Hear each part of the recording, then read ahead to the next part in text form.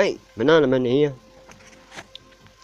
Yeah, I just finished the manifold. Yeah, I'm happy with that.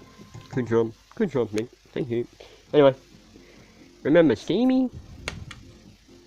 My steam engine power supply project, converting a 4-stroke Briggs & Stratton into a 2-stroke steam engine. Cool banana. And anyway, see this part here?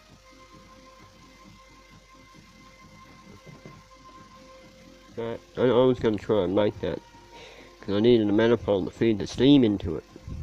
But anyway, luckily for me, I was at my local scrap yard. I'll get out of the light for you.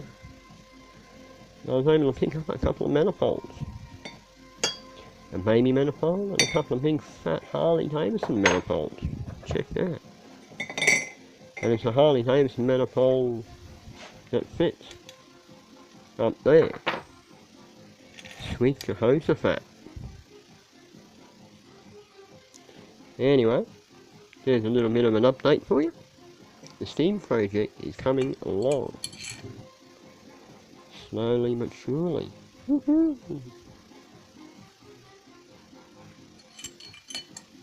Alright kids, I'll get back to you.